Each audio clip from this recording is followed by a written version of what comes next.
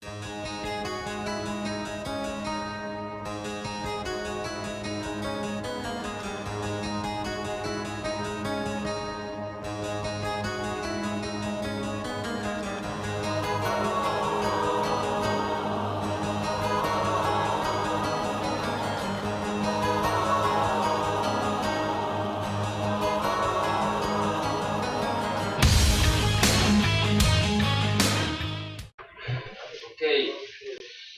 السلام عليكم.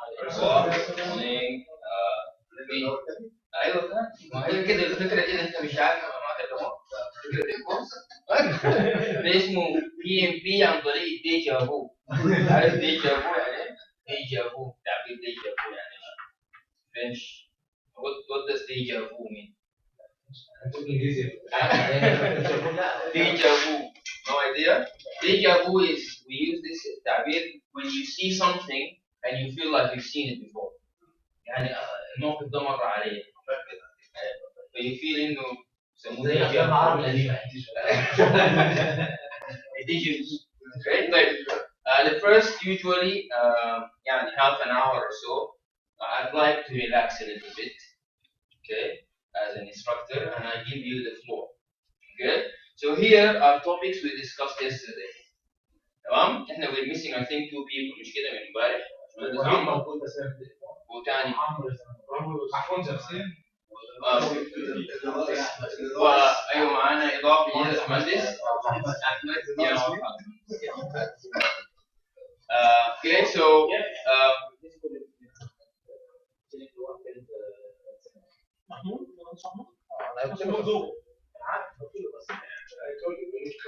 okay, so I want every one of you to come up here, pick two of these sticky notes, topics, and explain to the classroom what these things mean. Okay, it's either a question or a topic or fill the blanks. You just feel free to choose to explain. If we're happy with it, we move them out. If we're not happy with your explanation, we keep them there until we review. So this is a review of everything we did yesterday. Okay, so أول ضحية, أول victim. So the first person should have the best chance because you choose the easiest. Okay, so if you stand here, say Samir, and just tell us. And if you're happy with his explanation, we take the sticky note away. If not, he has to do it again. Somebody else. يعني دي ملخص ل everything we did yesterday. Summary. And I think Bashmani Ahmed, it's a good idea. It's a good opportunity for you to review. No, you can't take things.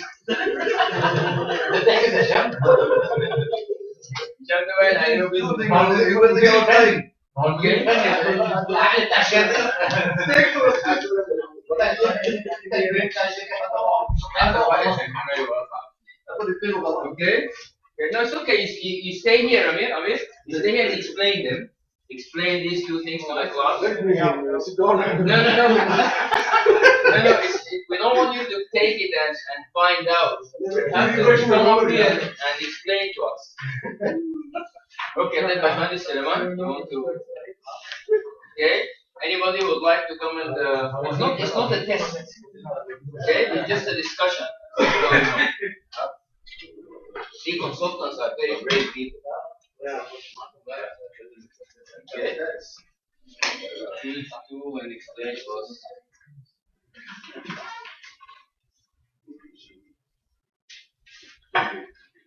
Okay, so so the first one is saying blaming can solve problems.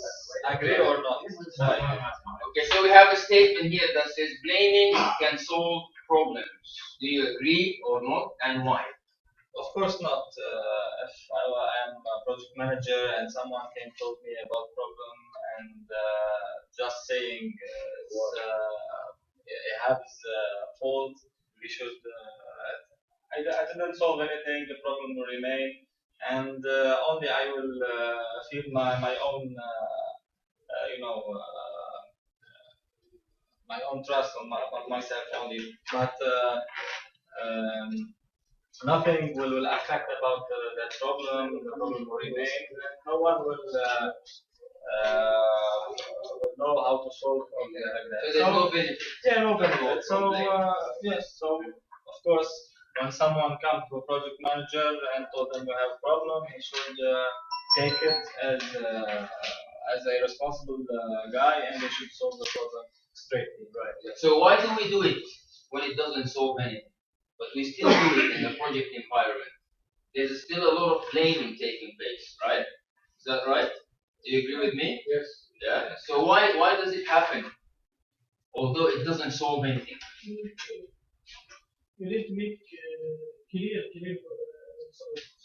No, you have to take one more, so two. Every Ah, person yeah. will do two, yeah. So blaming doesn't serve anything, doesn't solve anything. But we do it because it's a human nature. It's remember fear, action, reaction.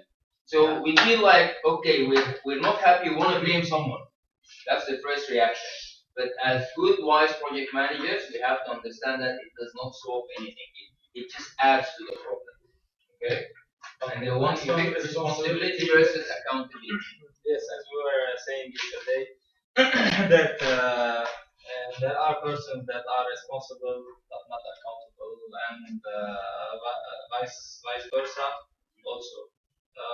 For sure, project manager should be both responsible and accountable for the benefit of the project and for the benefit of the company. So responsibility is what?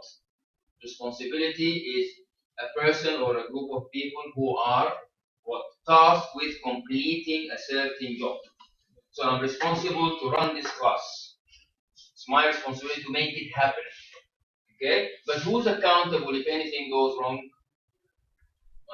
Or within PPC you have, but within TUB is who? TUB. Exactly. So if I do anything wrong today to you guys, or you're not happy with me, you're not gonna come to me and tell me, Manzi, we're not happy with you. What are you gonna do? And by the way, it happens. It happens? Yeah. With me? No one calls you. That's why you are here. Again. Okay? So if you're not happy with the instructor, you don't go to the instructor and tell him we're not happy with you. Right? You go to higher authority, to the accountable person. Okay? So in your project environment, we spoke about how about governance. Yes. How come?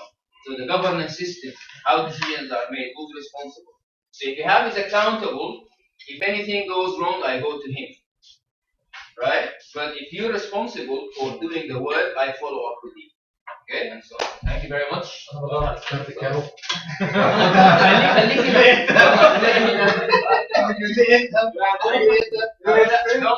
supposed to take things away. Right? Excuse me. We're not supposed to take things away. You want to come up here and explain things. Okay? Your borderline is mine. Your borderline, no, just me. Stay here. Okay, you ready? Yeah?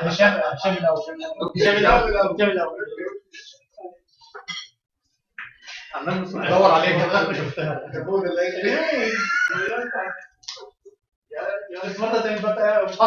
Okay, so we did big.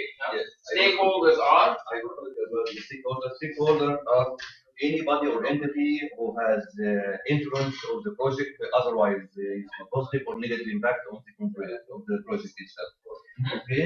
So anybody who has an impact on the project, yes. Or the project will impact. كل من يؤثر ويتأثر. Okay. How do we classify them? خلي بالنا شباب عشان to explain this concept, please. We spoke about classifying the stakeholders, right? And we did a stakeholder map, and we classified them based on what? On power and the interest of the project. Exactly. Okay, so we have four categories. Can we include our CEO? Yes, exactly. Yeah, every single person, every single person in the project environment. Government, your company, the client, the consultant, the people using the road, whoever. Okay, and the other one is? The other one, what are the two types of risks? What are the two types of risks? Okay. There are two. There are threats and opportunities. Okay. Threats might be based on environmental hazard, something impact on the project is become very badly. It will cost us beyond our benefits or our interest. And the other one is opportunity. Also, this is a positive effect of the project. السلام عليكم. واحد بيجي من المشاريع على امتحانات كده على طول. لا لا لا. So we said positive risks are positive, positive opportunity. opportunity. Negative risks are Yes, threats. Okay. And we have different strategies to deal with both. Yes, based on the SWOT analysis and other types. All right. And we said which risks are usually overlooked. We usually concentrate on what in projects? It's threats. On negative risks. Right? But we should look on both, not only one. Okay. Thank you very much. Thank you. Okay. Next, please.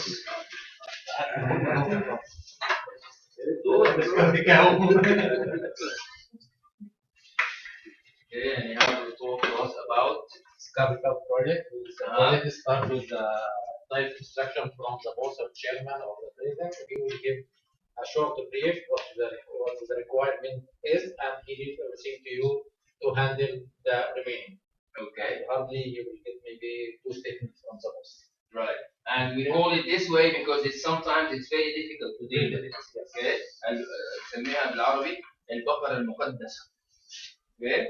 So in India we have these cows going around because they worship cows in some religion. Okay. Some sect. So these kind of projects are very difficult to deal with. They're a nuisance to be around, but the boss says so. So we have to deal with it. Okay. The other item is above the line and below the line. We discuss the item which is above or on or below the line, like cost time, co-risk to be above the line, communication, stakeholders, HR in blue line, Below the blue line and execution blue line. Yes. This is the item. Exactly. So we say the term, guys, the term above the line and below the line comes from where? From driving the car.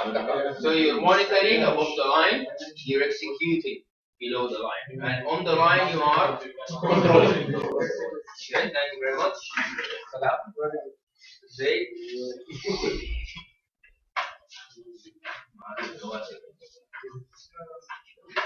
لا وهيكون ده عاوز حاجه من Okay, say it. You'll tell us about.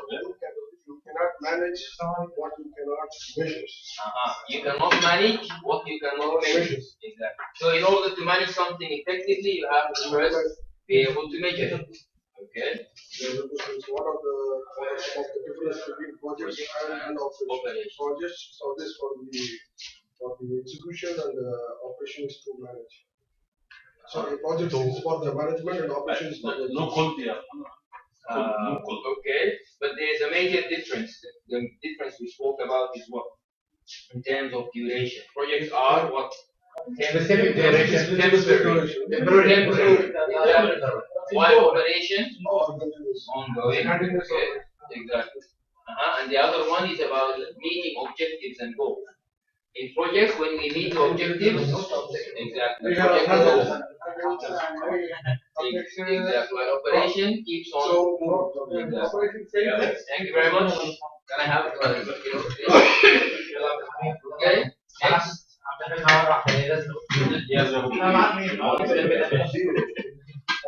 Okay. Just show people what you're talking about so they understand. Explain the term a mile wide and an inch deep. It's because this project manager must have more area for knowledge. Helicopter view. Not as a helicopter view. Like any project manager, you would have idea of in electrical and mechanical and not to be deep in civil or electrical in detail. This will be for in this item. TG is tool gate. This tool gate is big about in critical path. Critical path. This one, if you pass or no. What's the critical? What's the critical part? Yeah, this line between maybe in planning, if you in planning, if this one not matching in planning, you will be go back. Delay. He will delay. If this one okay with planning, he will go above.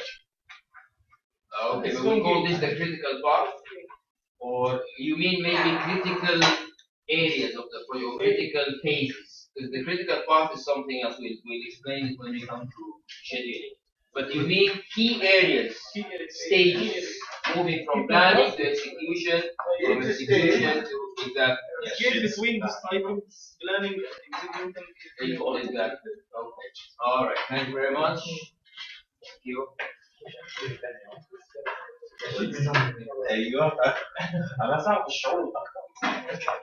So this mile wide and an inch deep, we talk about you have to have you have to be exposed. Some knowledge about everything. Exactly. You have to go into details. Exactly. Right? It's like there's a famous story for us in Sudan. There was this guy who was born and raised and worked in a city called Akbar. It's in North Sudan. Okay? And he never left that city. Right? And then he was made to work in the railway section. So every time a guy wanted to come and have a ticket, so he'd ask the guy, where are you going? So he said, I'm going to Khartoum, or I'm going to Aswan, or I'm going to Port Sudan, or Juba.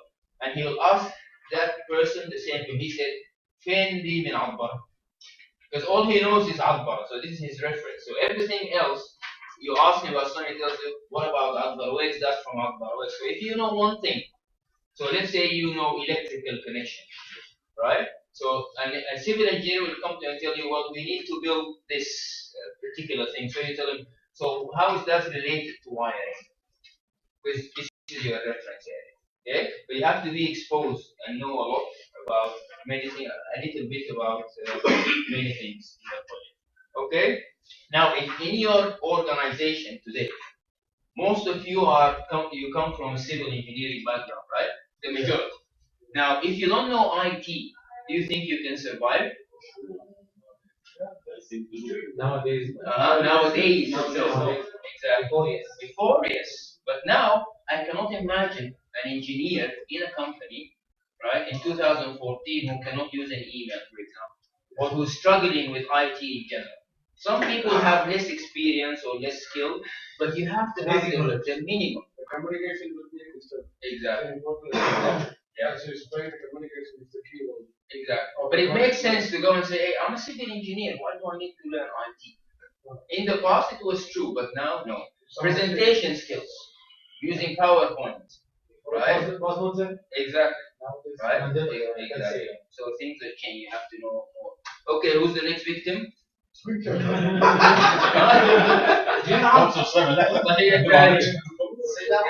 2, 3. 4 لا ما لازم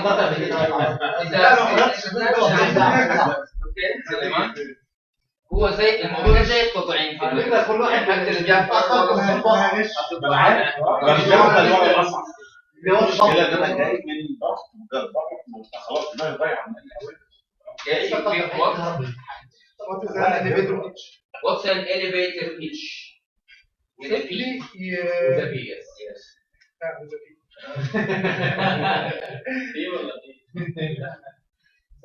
عشان الناس اللي جايه النهارده ما تفهمناش غلط.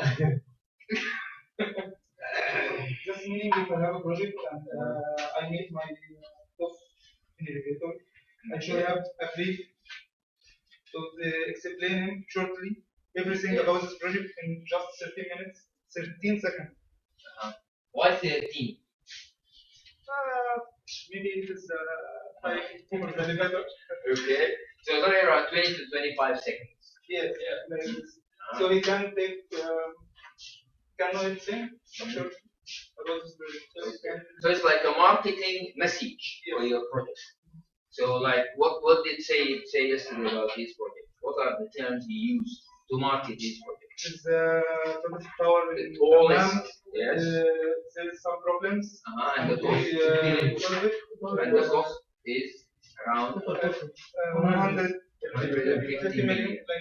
So he tell us the main.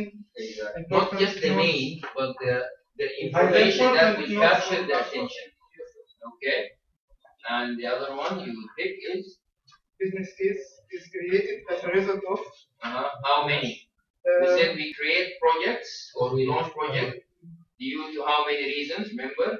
Seven different reasons. They are market demand, like from marketplaces, organizational need, so some organization need to get some policies like this.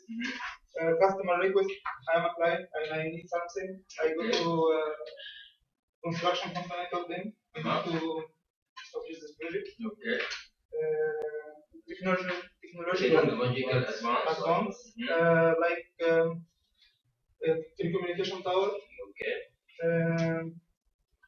Legal requirements. Like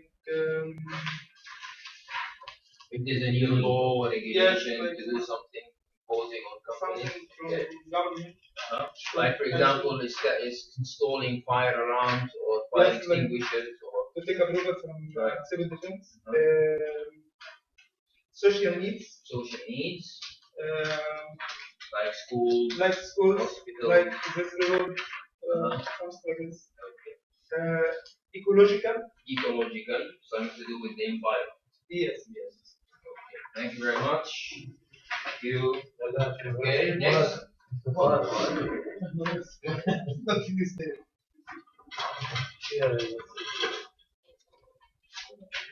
Organization of a company. Organization start with the personal anatomy. Anatomy means Anatomy means the organization structure. The structure. Structure each individual. Exactly. From top to bottom. Yeah. Okay. And come to the physiology. Each person's duties and responsibilities. The functions of each individual. units, departments, job descriptions, and the psychology. The psychology at a lower level staff is directly linked with the top. There is the manager cannot. So the culture, the hidden agenda, the politics within the يعني بالعربي العقد ذات المؤسسة. Okay, the psychology things that you cannot see, they are not visible like the structure, job description, structure and stuff. So these are the hidden forces in the organization. So why is it important for the project manager to know the psychology of the organization? Why just you tell me the org structure, the units, what they do, and that's it? As a project manager, why do I need to go deeper and understand the psychology of the organization? Better communication. Thank you very much. So to be able to get the decisions, right? Because as a project manager, what do we want from an organization to work the system? What do we need? We need decisions, right? To move our projects forward, right? We don't need to love or to be loved with anyone, right? Do you need to be loved? Do you need to love someone? Unless you found your future wife in the organization. But in general, there's no emotions involved, right? It's all I need that decision. Whether the CEO hates me or loves me, but I need him to make a decision to move my work forward. And to make sure that happens, I should know how to influence them. Because sometimes I can go to Suleiman and tell him, when you meet the CEO in lunch later today, you're not married to the CEO's daughter, are you? So if he was, right? So I tell him, I don't have to tell him, please tell the boss so and so, but I can just be sitting there, so I think Suleiman, and I explain to him things, and I know he will take that information, right? Exactly. But if you have to be intelligent enough. What if it happens negatively? It could, yes. That's why you have to be smart enough to use that information. Yes. Okay, next. Completion versus success. Yeah, so contrast means talk about the difference between the two and when this happens and when that happens. So we spoke about project completion and project success. So completion happens happens as a machine, like a machine process. You will complete the process as per the schedule, as per the scope, and you will complete. Exactly. But when you talk about the success phase, you have to, the client should involve, should understand what you are going to do in the site. Right. All movements, updating information on day-to-day. So right. So the project will not be successful until the client accepts the product that you're offering them. Right? So internally as PBC, we can work this mobile out and it passes our QC and QA tests. It's perfect. We take it to the client, but the client says, no, not happy with it.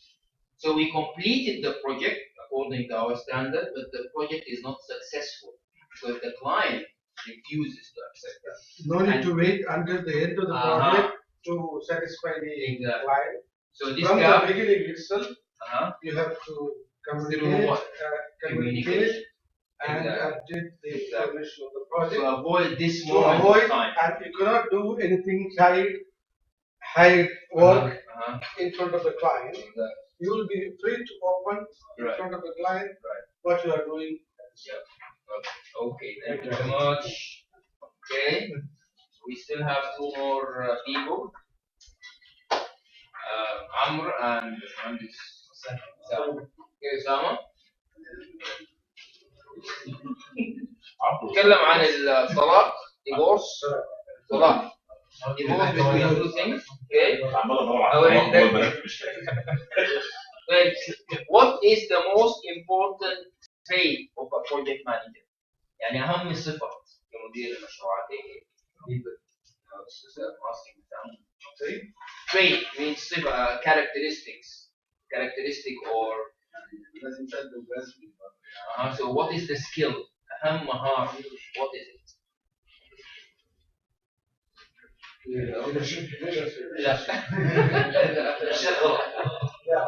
What do you think, guys, is the most important skill a project manager should have? Communication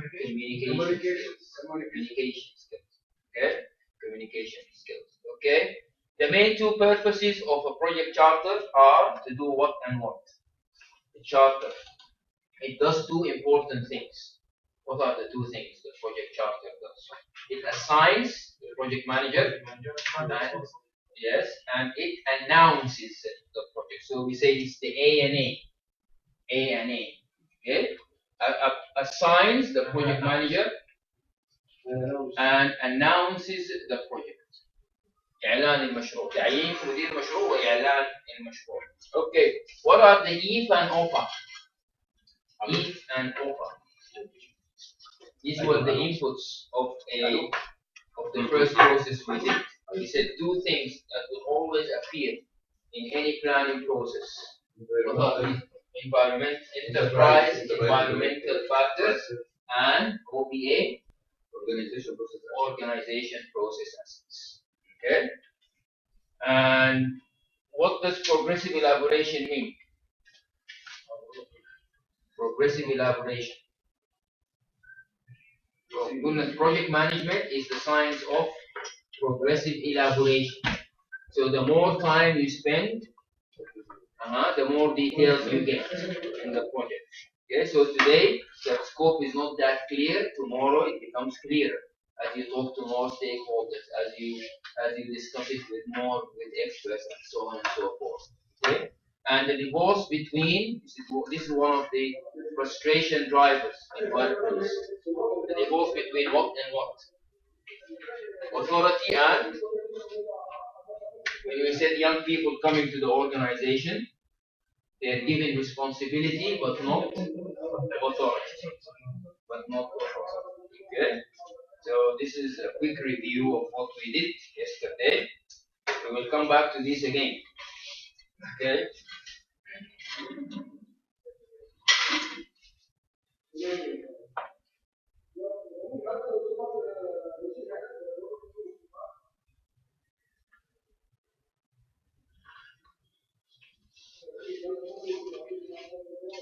Okay, so today, inshallah, we will work on, or we will start the planning process. Yesterday, we did the two initiating processes, so create project charter, and we also did the stakeholder analysis. Okay, for project today, we will move into planning.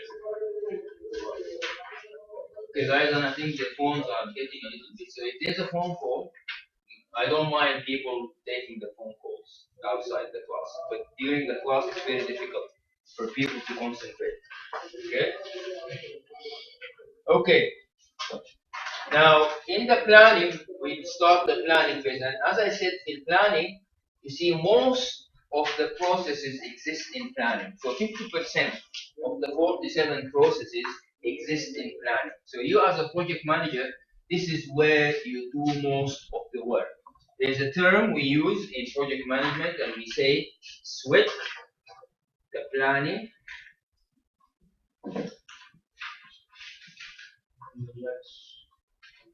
in order, yes, relax, but we say in order to avoid bleeding the implementation.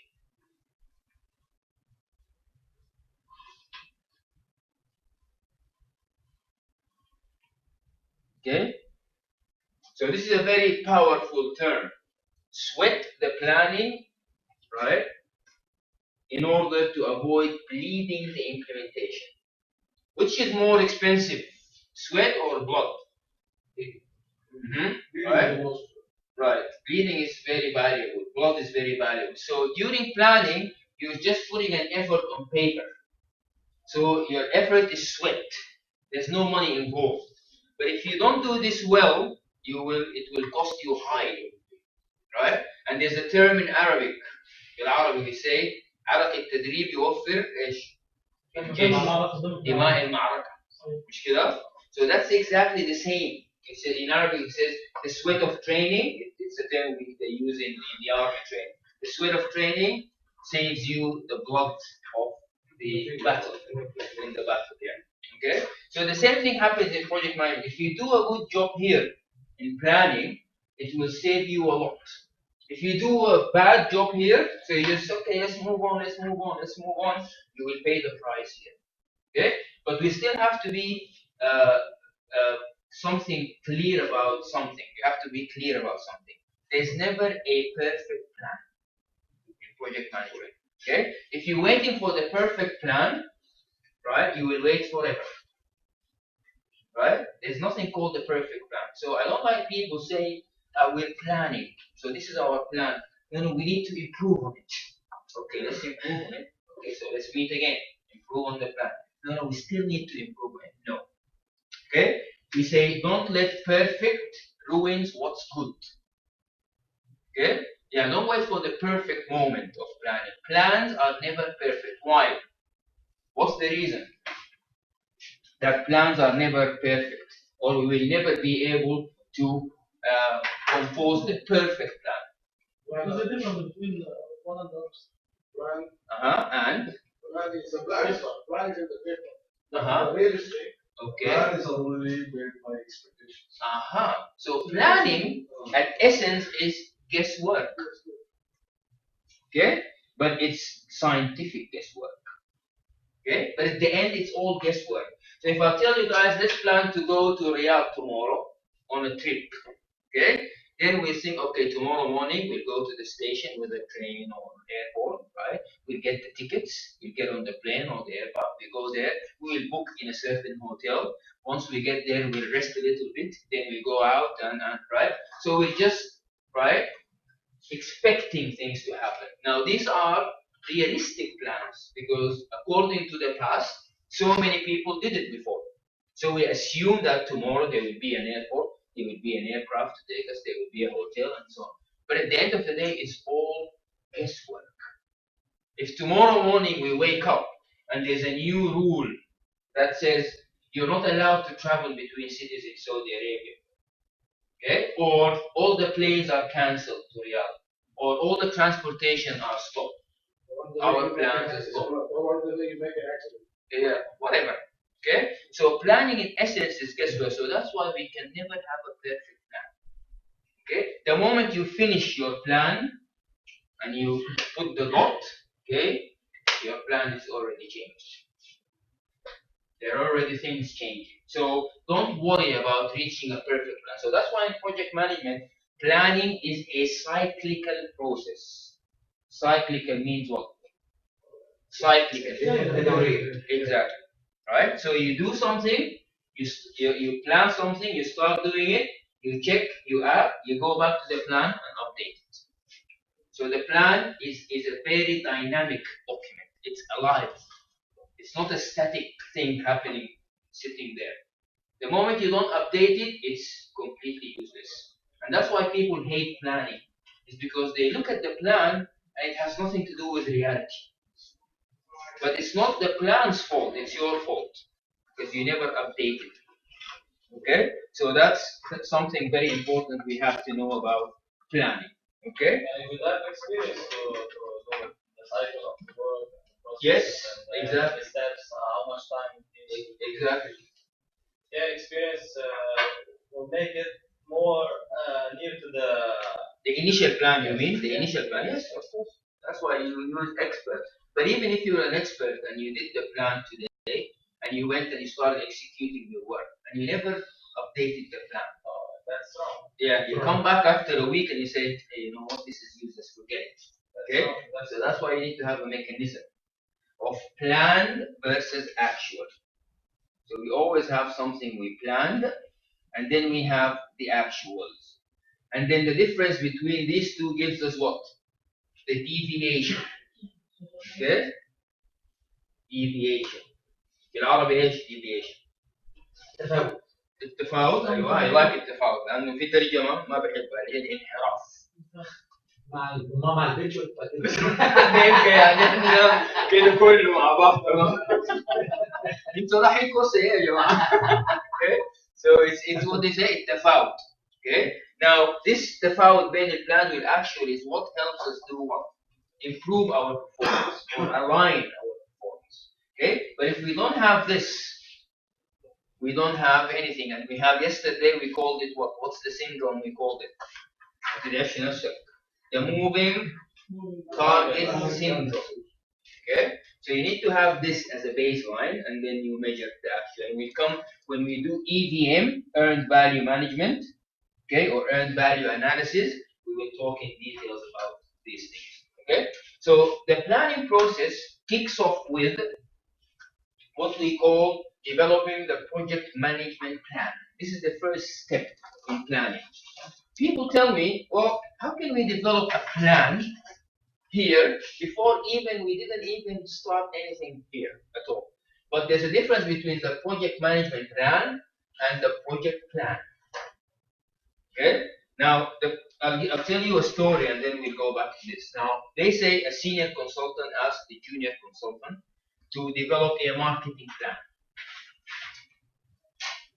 to market a new product for the company. And he asked this guy, how long do you need to develop this plan? So the junior consultant said, I need about 3 weeks to develop a marketing plan for a new product.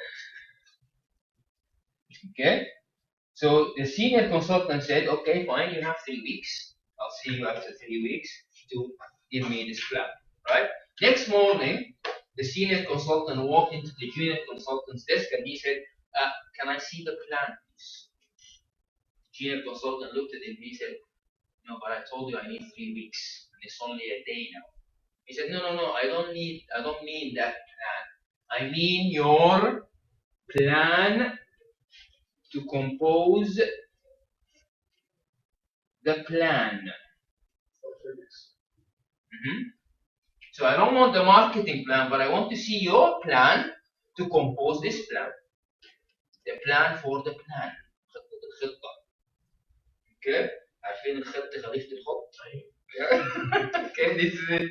Right? So what is he asking for? What is he asking for here? It's asking for the basic plan to compose the plan. Exactly, which is something we usually don't do. And that's why the planning activity itself becomes very frustrating to us. Because we don't know where to start, what to do, who to talk with. And then we end up going online and copy pasting a plan from somewhere. Okay? So the project management plan is your plan as a project manager to compose the project plan. And that's why it's here. Okay? So what do we mean by that? By having a plan to compose a plan. Now let's get into some. Can you think of some of the components of that plan? The project management plan. What are some of the components that would be there? Or some of the important things you should have in that plan? Give me an example of anything you can think. Milestones. High-level milestones. The key person. Reporting to the clients. The key person. The key people or personnel who will be involved in the planning process itself. So the experts maybe. Okay. In cost management, are we going to estimate cost in reals or in dollars or in euros or in dirhams or what are the currency we will be using in our cost estimation? In duration time scheduling, are we going to estimate in days, weeks, months, years, right? Usually we have client given thing. Exactly, exactly. We should fit our plan according to. Right, right. But I'm talking about the information that will be in this. So this is like the blueprint of the plan. You know the term blueprint? Okay? I call it in Arabic the Rosetta Stone of planning. عارفين Rosetta Stone بالعربي ايه؟ Rosetta Stone بالعربي يعني ايه؟ انتوا من مصر تكونوا عارفين. حجر ايه؟ حجر الزاوية ولا ايه؟ Rosetta Stone. هذا رشيد. حجر رشيد. ايوه. Okay, so this is the Rosetta Stone. حجر رشيد عمل ايه؟ What's the function of Rosetta Stone? اللغة الفرعونية باللغة الوظيفية. عمل ايه؟ شامبليون. ايوه translation. Exactly. Was the stone that helped in translating. French scientists discovered the old ancient language from the stone. Hebrew language. That's why we translate. I don't understand what's written in the temple. Yes, it was like a dictionary. Okay? So here is your Rosetta Stone. So if you are a project manager managing this project and it's being executed, okay, and there's a plan, and there's a new project manager on board. For one reason, you change the project manager. The new project manager should ask for this, because this will explain what the philosophy and the mentality of the planning of the previous project manager. So this guy on board will come in and understand what's happening. Okay, so here you will have things like what are the tools and techniques we're going to use for risk management? What are the estimation tools we use? What are the philosophy of estimation? Are we going to go for this kind of estimation related to parametric or bottom up or top down or what are the tools and techniques we use for quality management? Do we have a quality policy in the company or we need to develop one? What about the procurement style? What kind of contracts are we using? Do we have a procurement department or do we need to outsource? And so this tells me the roadmap. Right? So here we have all the details, and most importantly, now we have how many processes here and here and here. Here I have to specify which processes am I going to use and which processes I'm not going to use in this project. So in this project we will not have qualitative risk analysis, we only have quantitative. Okay? In this project we will not recruit people, we will outsource. In this project I will not have, for example, these lines of communication with the client because the client and so on and so on. So you mention all these details here in your project management plan. Okay? So this project management plan, it documents all the necessary action to define, prepare, integrate, and coordinate all the subsidiary plans. It defines how the project is executed. It varies, depends on project complexity. So as I said, if I'm moving offices from floor 12 to floor 10, I will use maybe only 12 or 14 of the 47 processes. If I'm building a nuclear plant, I'm using everything here. Okay? It's developed through a series of integrated iterative process. So once you develop your project management plan or your PMP, and don't mix that with the project management professional, but we mean here PMP is the project management plan. Now once you do it once and you start planning, so let's say I say here, I will use the euros in my estimation, and I started planning. When I come to cost estimation, I realize that using the euro is not a good idea because things change. So we're going to use the dollar, right? What do? We go back and we update the project management plan, right? But we update it in such a way to leave a trail. What does a trail mean? Anybody in finance or who did any auditing before here? Trail means what? It's like in Microsoft Word when you say track changes. Have you ever used this facility in Microsoft Word in tendering or in contracting? So if you have something written, so you say Mazin Abusin is 35 years old, for example, right? So you have this statement in Microsoft Word. You say, oh, Mazin is not 35, he's 42. So you take this and you say Mazin is 42 years old. So this is the new document. But it is always advisable to have this functionality. So 35 years old, okay, 42. What's the difference between this and just erasing it and putting 42? Huh? Is what? Exactly. This is called the trail or history of the document, right? And it happens to us in our project documentation alone. So I said they have a report or a plan, and he said, which version is this? Yeah, it's the plan. Yeah, but I think you sent me something else last week. Yeah, I changed something in paragraph 2. You never told me. Exactly. So it's always good to leave a trail. But like without no any revisions. Yes. Yeah, if we do that, it will create so many problems. We'll have different versions of the same document line because there's no naming convention and trail. Okay? So you always in the planning you have to do that. You have version 1 of your plan, you change, you have version 2, and you keep version 1 there. You don't destroy it or you don't rename it. Okay? Even if you want to rename it, you can switch on the Microsoft functionality of tracking changes. So whoever is reading the document will know that this was 35 before, now it's 42. Okay? It's a very good professional kind of behavior, tracking the changes. Do you guys have this documentation system, version control and naming convention and stuff? Yeah.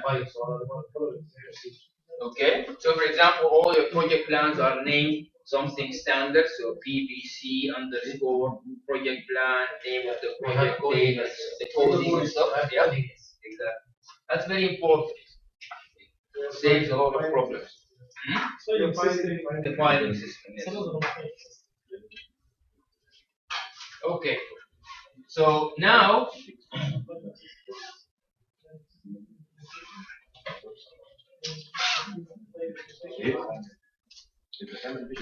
Okay, so in planning, when we say planning, we're planning for your project. What are the 3 most important things or maybe questions that senior management will ask us? So if I ask you to do something, to build the Taziz Tower, for example, it's called Taziz Tower or Taziz Tower? Taziz Tower. As senior management, what are the 3 major questions that would be in my head that I want you to answer in your plans before we go ahead and start executing the project? Starting point, cash flow. Starting point, end point. Okay. So schedule, the time of the project, the cash flow, so the money. So what exactly in cash flow? Simply how much. Yeah, so how much money it will cost us. So how long will it take? How much money it will cost us? And the third thing is okay. Resources, but that comes in that's covered by how much? Because I don't care what the resources as long as I know how much. Upload resources. How you will complete the task. So what is the scope of work? What do we have to do? Yeah, the scope. How long will it take? And how much will it cost us? And we call these the triple constraints. The triple constraints. Okay, and this is the core of any plan. Okay, scope نطاق العمل, schedule جدول العمل, i.e. or time, sometimes they call it, and cost, or sometimes they call it budget. Okay, and this is sometimes called requirements. Well, this is تعريف البروجكت. نعم؟ تعريف البروجكت. كيف تعريف البروجكت؟ Scope, problems, limited time. Yes, exactly. Yes, exactly. That's the core triple constraint, the core of planning. What do you mean by تعريف البروجكت? يعني ايه هو البروجكت؟ Right. underground manhole Exactly. Project, which product? The key factors Yeah, of any exactly. project.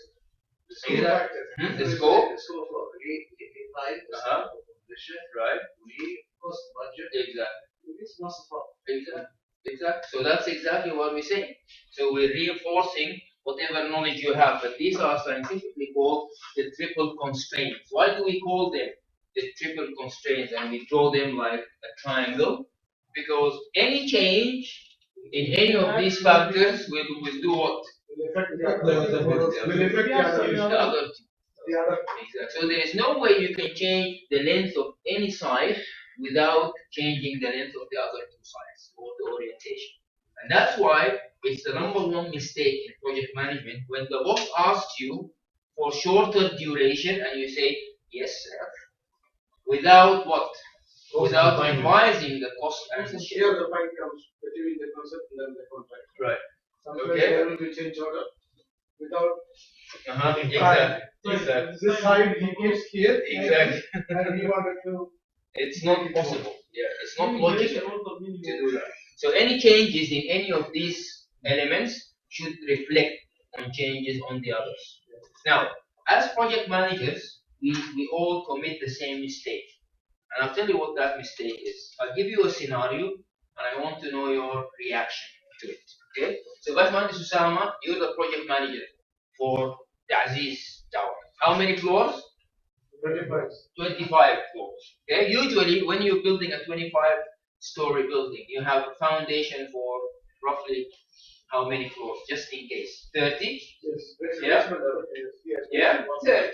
Maximum 30. The client is asking for 25, but you're building a foundation of 30 just in case. Right? So that's common practice, right? So you're the manager of the Aziz. Project is going well. You are into floor 20 now. Okay? In comes the sponsor or the client. Is it nice work?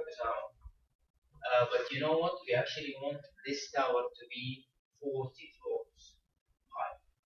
Now, so can you please push it to 40? What are you going to say? Not possible. Design. Not possible. Not possible.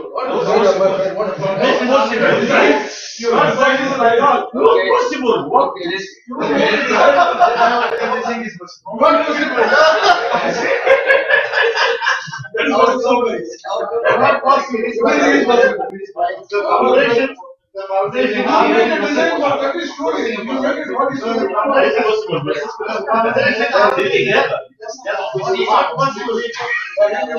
true?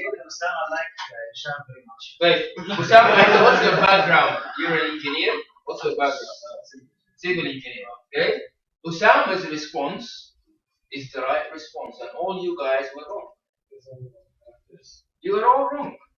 Because you all said what? You all agreed on Because what not possible, and you had some emotion into it. yes. Right? And this is exactly the mistake I was talking about. You all fell in love with the project to the extent that you forgot your role. So what is your role? Project manager, right? You're project manager, right? But now you're acting like what? Get the result in Okay. So Osama, continue with your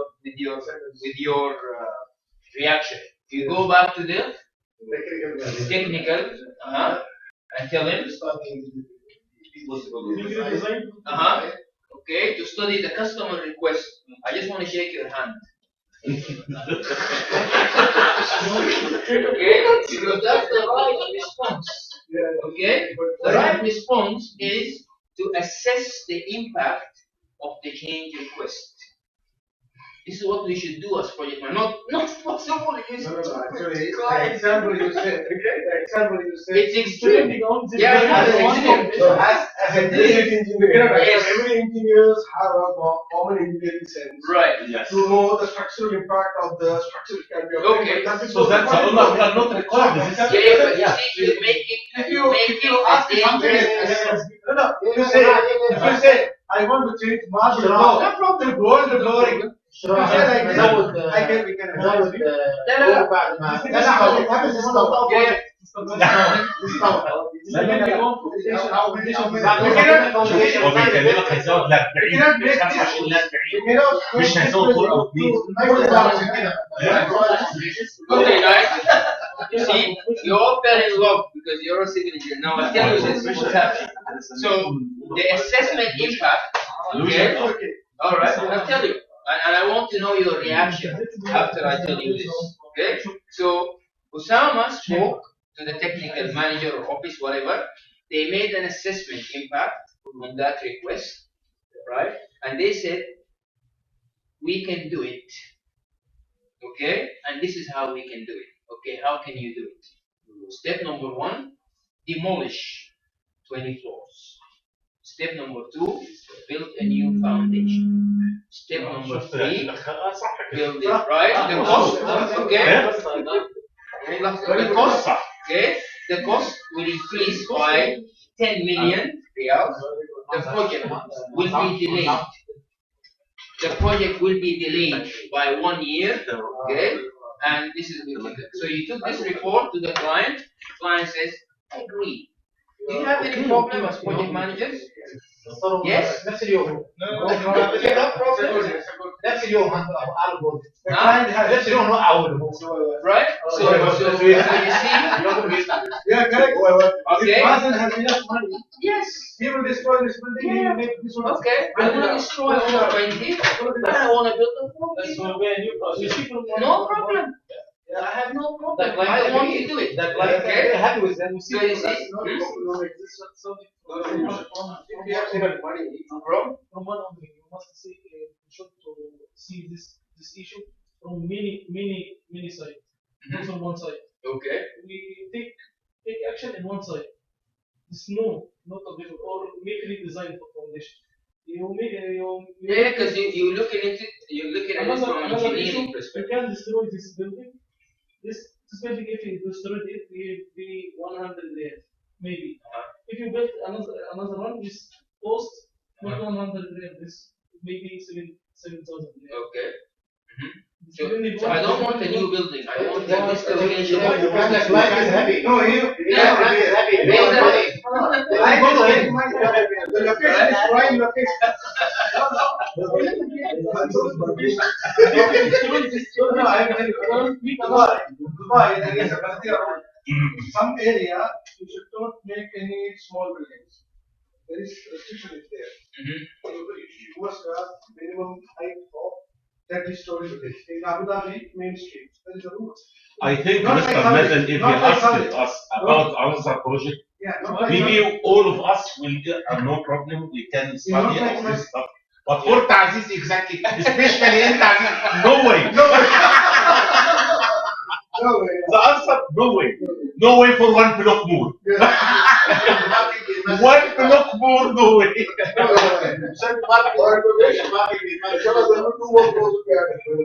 What? When we come to change management, yeah, to change management. I just use this story to show you how sometimes we miss the point of our role as project managers. Okay, you as a project manager, you're responsible to plan, execute, monitor, and control the project, and at the same time serve the client's interest. Okay, so whatever request comes from the client, right, you're not supposed to make an emotional reaction decision, right? First of all, document the request. So never respond to any verbal request, okay? Document, because if the client walks into the site and he tells you, can you please change the color?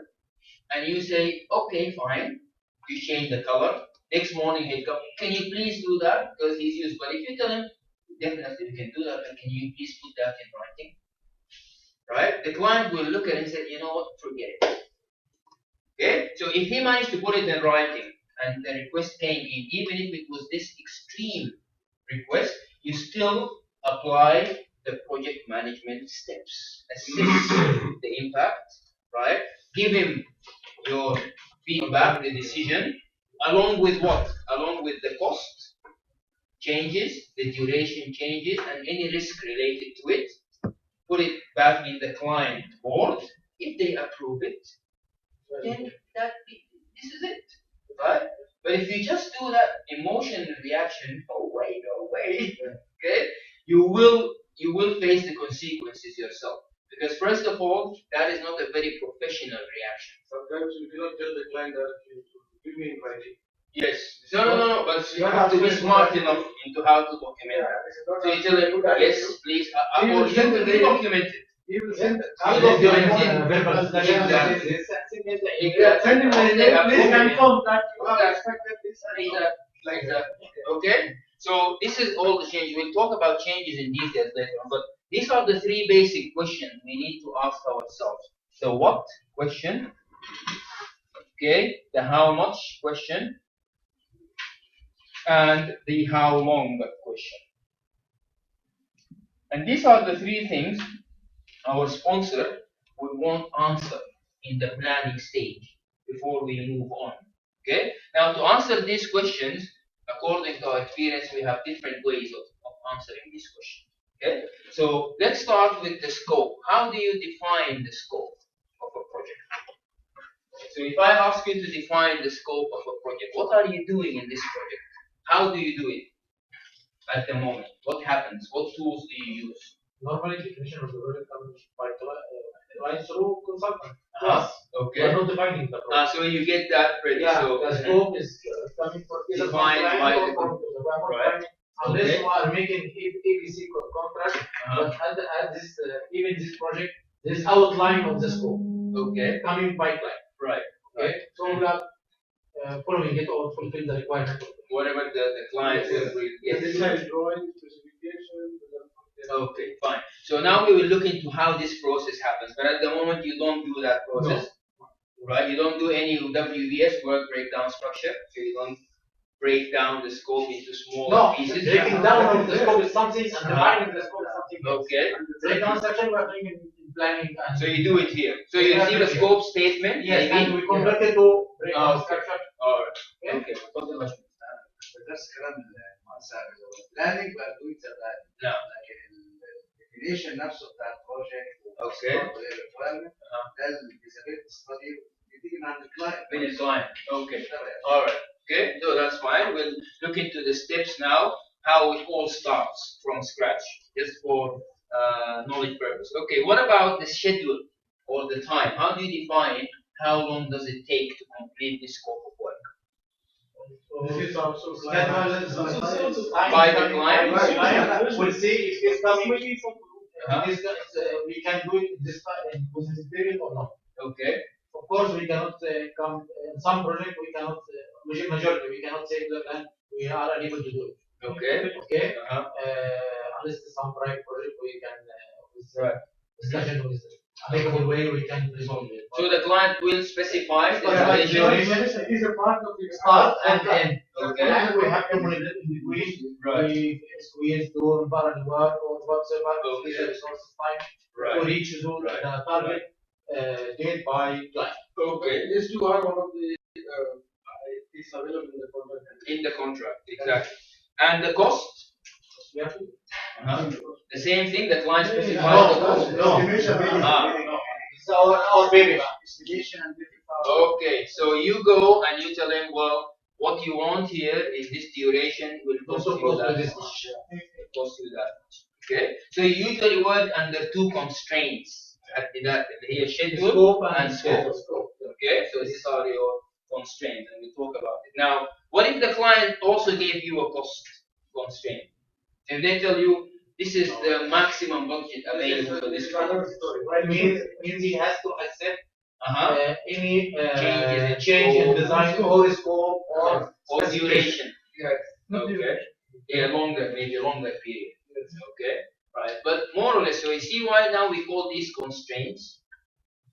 that. Okay, the three or the triple constraints. Okay, now these are three. We have two more constraints, 4 and 5, that were added lately. Okay, in newer books. These are called quality. Thank you. And the fifth one, customer satisfaction. Okay, customer satisfaction. So now you become 5 things you have to work within. Okay, the good news is they're still called the triple constraints. يعني هم 5 and they call them the triple constraints still. زي هم 4 حاجات في العسكرية 3 الضبط والربط. Okay, this doesn't make sense. Yes. Okay. So in the exam, you have the question: what are the triple constraints of project management? And A, B, C, D, and you will have 5 items in each line. Okay. So there are 5 now: scope, cost, schedule, quality, customer satisfaction. As a project manager, you have to juggle all these 5 things all the time. Okay. And changes in anyone now. It's very challenging because balancing customer satisfaction at the same time as keeping costs down and keeping scope to the customer, it's not easy. And that's where experience comes into play. How are you able to manage all these changes or parameters or variables at the same time? Okay? Now, what we will do now next is look into the processes that will help us in answering these 3 questions in a scientific manner. So, to answer the scope questions, we have 4 processes. To answer the schedule or how long question, we have 6 processes. To answer the cost question, we have 3 processes. Okay? So let's start with scope. Scope. Now, you guys receive a scope from the client, right? Now, this scope statement you receive from the client can be very vague. Is it vague or clear? How do you receive it at the moment? How does it look like? Clear. Okay. In what sense? Is it just paragraphs and paragraphs and paragraphs? Okay. With specifications? Yes. Right. Okay. Specifications. Also okay. Right. Some projects we are doing okay. List of materials. Right. Fine. So maybe some of these. The vendor is have to say exactly. Right. So let me give you a scenario now, and I'll say, well, I'm the client, and I want to build this tower, okay? And I'm coming directly to you. So I want you to go through the process from scratch. So we have no specification. Okay? Right? Exactly. So I come into the room, exactly. Now you as a project team, you will have a scope management plan provided or prepared earlier. So this is like your plan for the plan. So you know how to develop a scope, what are the stages, who's involved, and so on and so forth. So when you come and you sit with the client, you go through a process of what? Requirement collections. Collect requirements. Exactly. So let's say I'm the client sitting here, and you guys want to collect requirements from me and from who else? Do you need anybody else or just the client to collect the requirements from?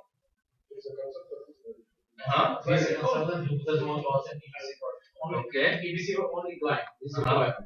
I would like how the guy was in his mind. We had to convert it to design. Right. Then scope work, give you whatever drawing, and so on. Exactly. So it's quite a complicated process, right? Requirement collection. How many ways do we have in collecting requirements? Many ways.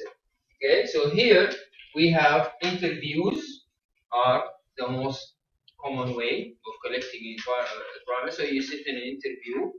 Focus groups is another way, right? We have facilitated workshops, group creativity techniques. I'm going to explain every one of these things now. Decision-making techniques, questionnaires and surveys.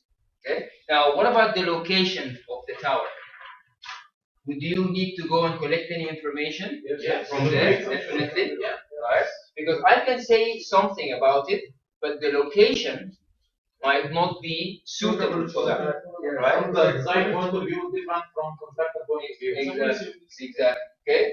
Prototypes, observations. Prototypes means what? Prototypes. Identical buildings. Huh? Buildings identical, or it is Okay. like same building.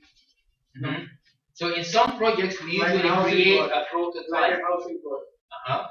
So Okay. one typical building Hmm. is repeated Okay. to 300. Something like that. Right. Okay. But prototype means giving the client something similar to the end product. Okay. Yeah. Exactly. Right. Exactly. Does it help in collecting requirements?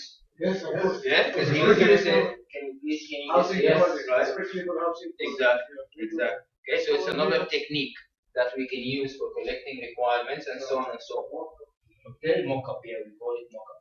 Okay. So interviews, focus groups is when you invite specialized experts. So you have a mechanical engineering team, maybe electrical engineering team, right? Maybe some consultants, maybe some. So we call these focus groups. Some suppliers. Suppliers, exactly, right? Now you don't need to do all these techniques, but it's just a framework. So you pick and choose what's suitable for your project. Okay. Now facilitated workshops. So again, you invite all those people involved in a workshop in a nice hotel, and you do a workshop to collect the requirements from them. Maybe people who worked on similar projects, maybe consultants from You different make countries. preliminary drawings and all this. Sorry? Preliminary drawings. Yeah, you can discuss all these things. But the objective is to collect requirements. Okay? Now, group creativity techniques, things like brainstorming, Delphi technique, mind mapping means what? So let's say you want to build the tallest tower and you want to see the best technology to use. Okay? So you bring in all these companies and you brainstorm the idea. What is the best way to build this tower? So a person will give you an idea, another person another idea. So you want to generate as many ideas as possible through a brainstorming session. Okay? Now, if you have 5 of the top experts sitting in this room now, construction experts, okay, and you want to take their individual view on something. So they're all sitting in one room. How difficult is that? Is it easy or difficult? Why? Why? Exactly. Because they will never agree. It will be very difficult for them to reach a consensus. Okay? So we, as Basmandus have said, engineer have said, meet them individual. And this technique we call Delphi technique. The Delphi technique is when you deal with experts anonymously, in an anonymous way. Anonymously. Yani without disclosing their names to each other. So I sent Suleiman an email and asked his view on this particular topic. So Suleiman answers, right? But I remove his name. I send it to Ihab. So Ihab sees Suleiman's response, but he doesn't know whose response is that. He comments on it. Remove your name, send it to Osama, and so on. This way I take what the personalization component away from. Because most of the problem comes from personalization. I don't like you, so I will not take whatever you say. Okay? But if we take that away, we become more objective.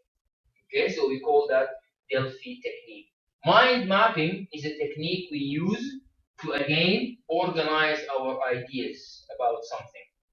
So it's a technique I use, for example, when we are collecting requirements or defining scope. So let's say I want to buy a car.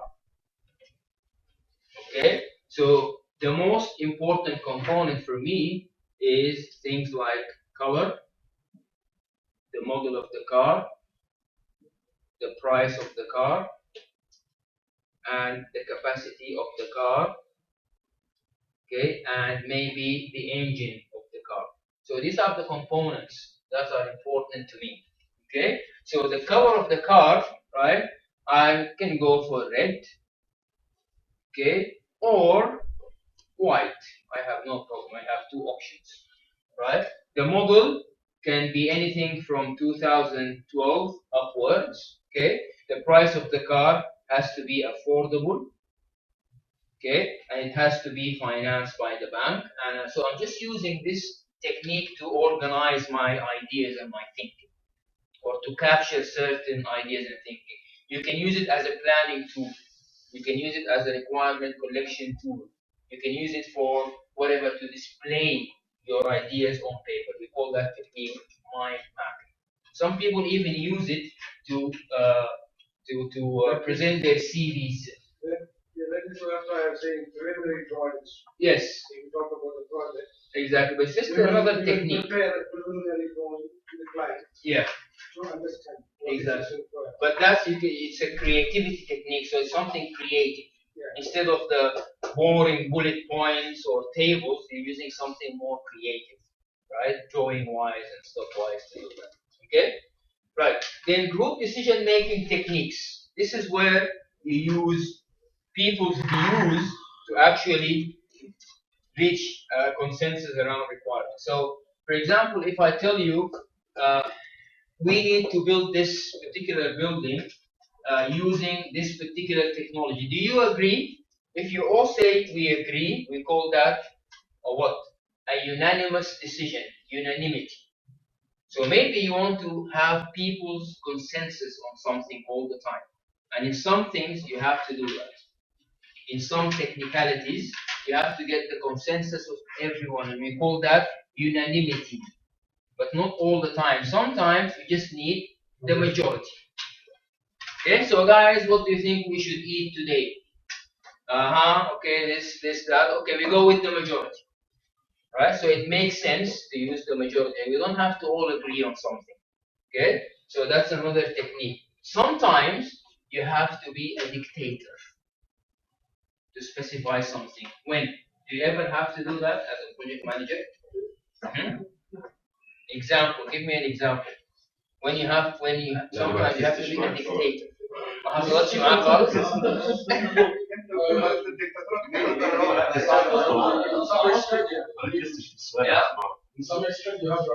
Yeah. So sometimes nobody agrees with you on something, but you go for it. Yeah. Exactly. Right. So it all depends on what you do. So this is called group decision making techniques. Questionnaires and surveys, we mentioned about where you have to go and survey the location, for example. If I ask you to improve a service of a, let's say, a mall, for example, you want to improve the service of a mall. So what are some of the suggestions? Before you act, you go and you do some questionnaires and surveys. So you ask people who visit the mall, you ask about their views and things, and then based on it, so it's part of collective requirements to do something. Observations. If you ask me to improve, to do a project to improve work in PVC, as a consultant, I will come in and I will observe the work. Or maybe a customer service center. So I just sit there with my pen and paper and observe how work is completed, and then I'll come up with my suggestion to improve that work. And finally, prototypes, as we mentioned, mock-ups, something to help. All these are techniques that will help you as a project manager to collect requirements. Now, how long do you spend in collecting requirements? How long do you think you should spend collecting the requirements? So we say as long as it takes. So you spend as long as it needs to be done. So you don't say to yourself, well, I'm just going to give you 1 month to collect the requirement. No. I'd rather spend months, sometimes years, collecting requirements, right, before you actually start doing the work. Because planning, as we said, is very important.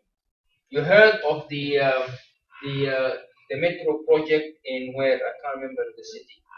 Somewhere in India. Is there a metro in Bombay? Yes. Yeah. Yes. Yeah.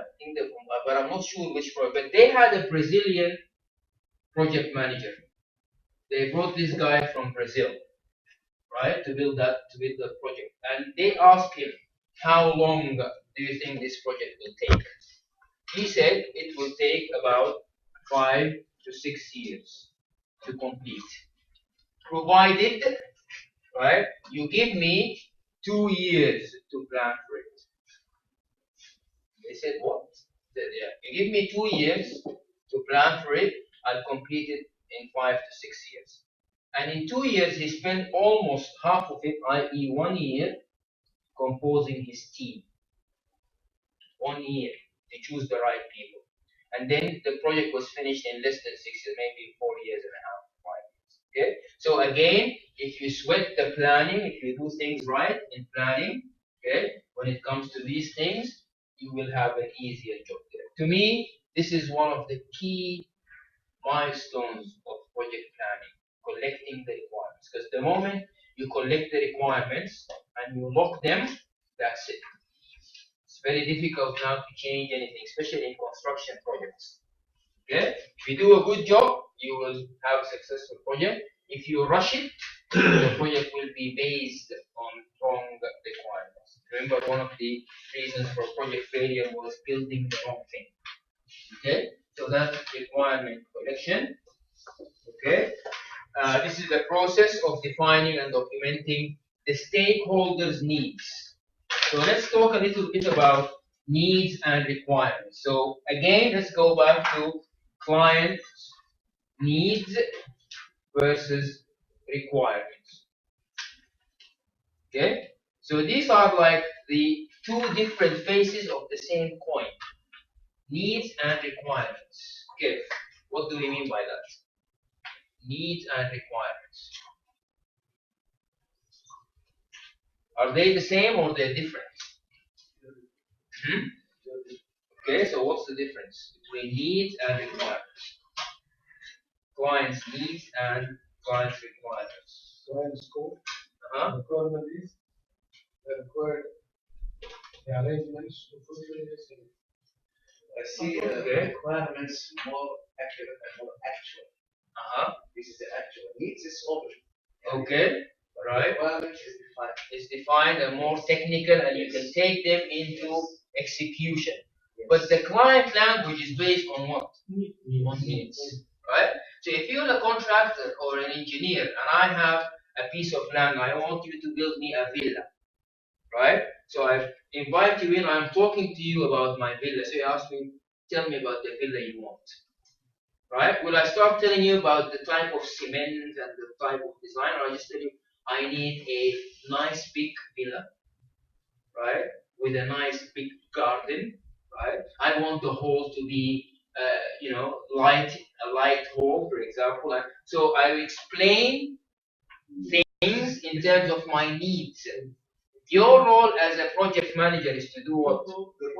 Exactly. I think what client needs. Exactly. You will say, yeah, requirements. Exactly. And that's an important skill we should have. If you want to force the client to talk our language, what happens? Exactly.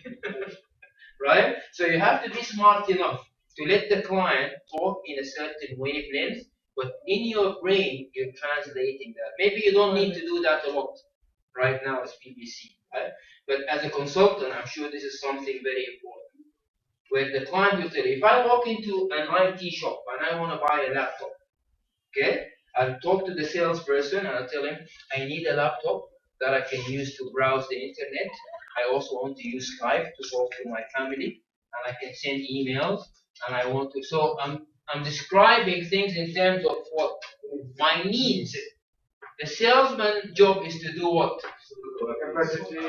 Exactly. So you need this much hard disk, that much RAM, these processors has to be like this, like this, like that, right? But if he expects me to say these things, he's dreaming. Okay. So client will also talk needs. Your role is to translate those needs to requirements. Because if you take the needs to the engineers and you tell them, can you please build this guy a nice villa? The same thing, right? The engineer will kick you out. So that's why now we have people called system analysts. Okay? Or business analysts. Business analysis is mainly to do what? To manage this transfer between business and technology. requirement to meet his needs. Exactly. So transfer the needs into requirements. Okay. Analysis depending on the requirement. Yes, definitely. Because sometimes you have to manage the client needs itself based on the constraints of the requirements. So the location and things, and even the law and regulation and so on. Okay. So project success is greatly influenced by how well you do this requirement collection, because it's based on everything. They become the basis of the word breakdown structure. Okay. And we talk about the categories later. Okay. So here we just go back. So we have our plan. We'll go back to all these plans at the end, but we collect requirements. Then, after you have all the requirements collected and listed, you go back as a team and you define the scope of your project. Scope definition. So, collect requirements, we're listening, we're collecting, we're not challenging anything. So, we're just collecting as much as we can. Then we go back as a team and we define the scope. And let's see what happens in scope definition. So in defining the scope, we have our project requirements documentation in place, okay? But along with that requirement documentation, we also have other things that will guide our planning. So we have the charter, the project charter. We have the scope management plan, how to manage the scope, okay? And we have other issues related to our organization. We sit as a team and we come up with the scope statement. Project scope statement. The project scope statement is similar to the statement of work. So this will be the thing that I will give to the engineers or to the project team to create the WBS. So this is probably what you receive from the client. So the client did all the homework, right? And now they're coming up with a scope statement for you guys to go ahead and do the project. Right. Some of the techniques we have here is something called alternative analysis or alternative identification. Right.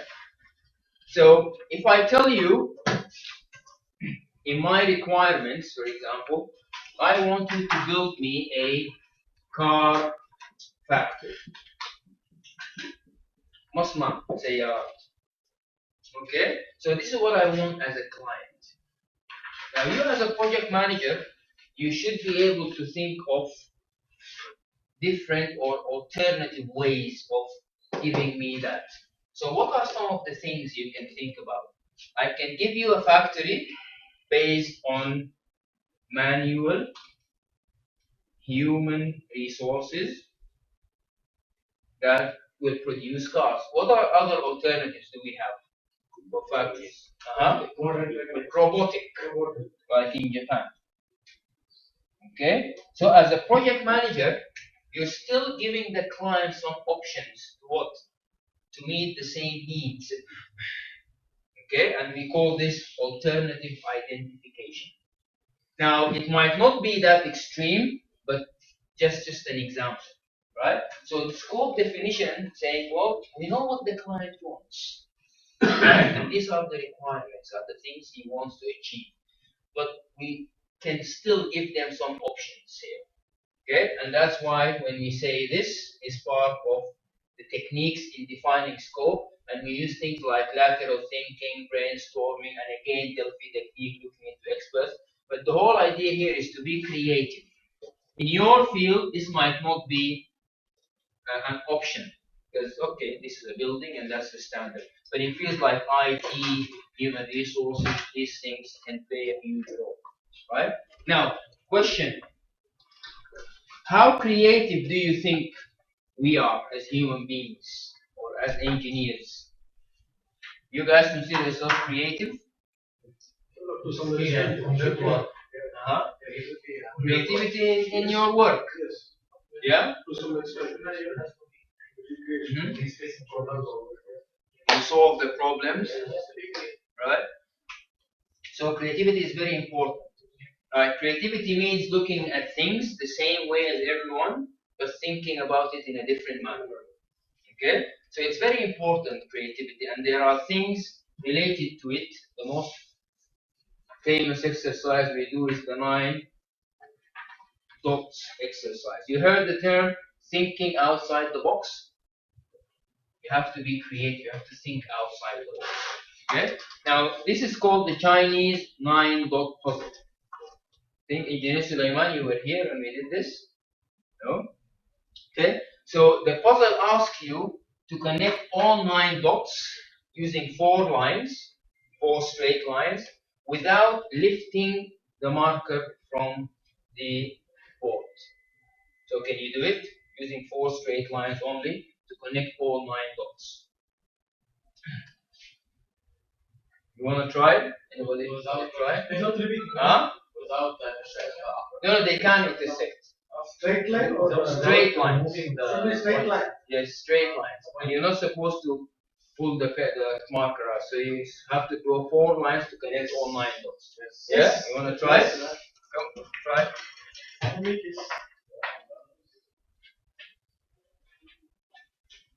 I see. 1, 2, 3, 4. I have a 4. 5 cents. No, 5 cents. No, 5 cents. Okay. all lines. You want to try? See? Straight lines, right? Straight lines, yes. Straight lines.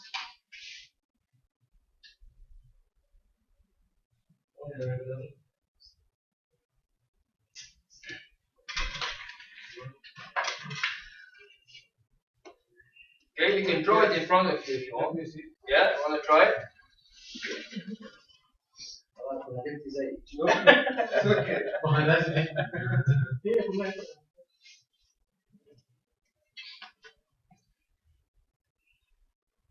One. Okay. Yeah, you're putting out your finger. Yeah. No. One. Oh,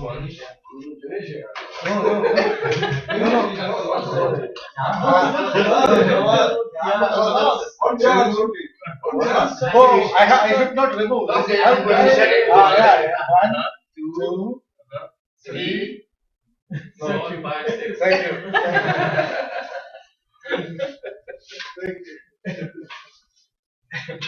Okay. Now this 1 minute. yes, you're That's right. right.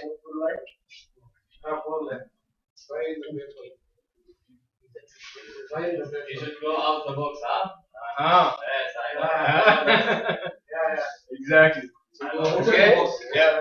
Right. So most people who try to do it try to solve it within this box. Within the box. Okay, but you cannot do it. Okay. You should leave the box, right? So you go this way. Yeah. That's right. And this side. Okay. So most people think about solving it within that box, and hence the term think outside the box. Okay. Okay. So we have to be creative in many ways and things, and there are a lot of creativity things. How do you practice creativity? Do you know how to practice creativity? How do you improve your creativity? Our work, we should have it because we always face problems, so we should have plan B. Be creative. Right. You will go out from problem. If you want to solve this problem, Uh-huh. go out. Yes. Go out from the problem and Exactly. out. Look at things from a different perspective. Exactly. هيبقوا علينا بنهاية المحاضرة. أنا بفكركم بس. Helicopter view. Helicopter view, yes.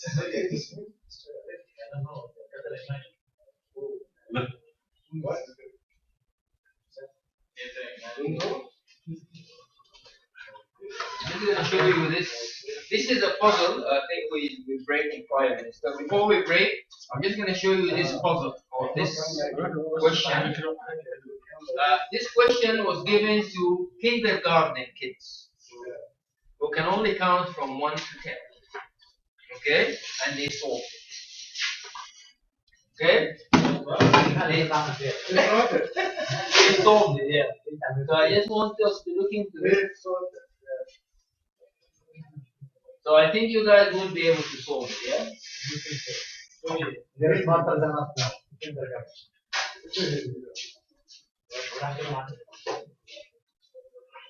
Because we have to go back to school and take this. Okay, so before we break, let's just look into this. Okay, and see how smart you guys are.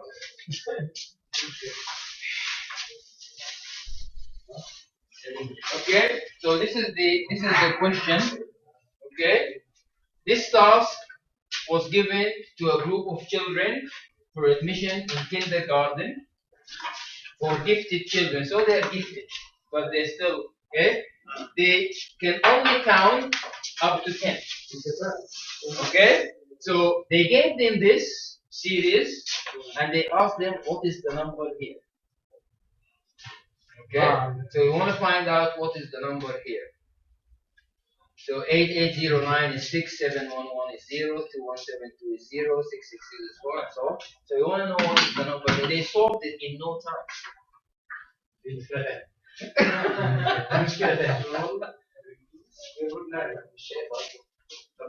Okay, let me just كبرها شوية. Let me try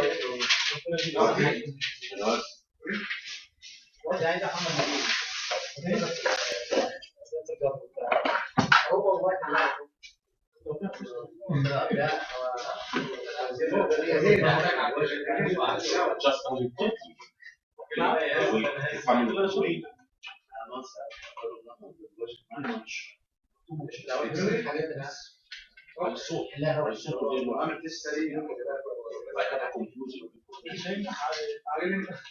Okay. Just trying to see if I can copy paste it here. Yes. Okay.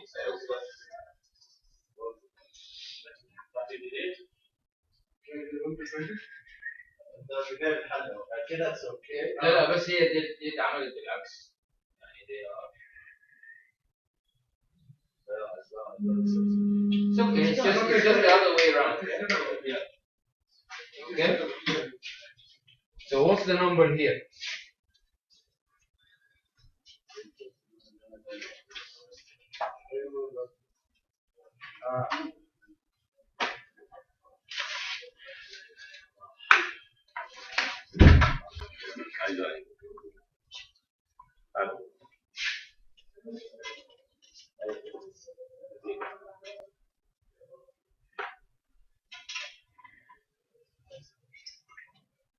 Okay.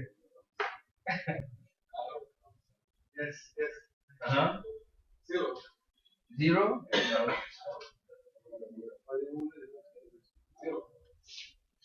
Oh my God. Oh, What's the logic? why is انا بدور على اللوجيك. I guess it's not magic. Yeah. Remember, they are kids. They know only up to. They can count up to one. That's the solution not to count. Exactly. So you use it. Huh? Leave. Why? What's the logic? Not only fire, you What's use the the logic? logic. Don't just prove a blue chaos. You're always giving answer by blue. So they're using some logic. They're given these numbers and they're coming up with these figures, the kids. Now, when given this, what is the number here?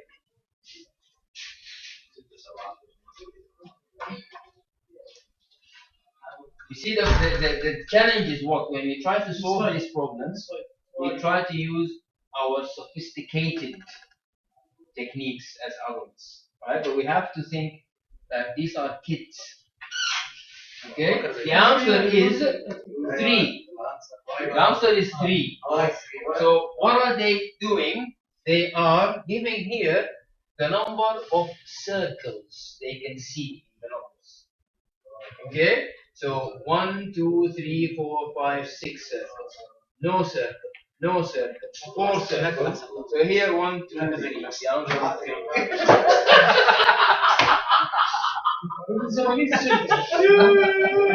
answer is 3. Okay, we're gonna have lunch now.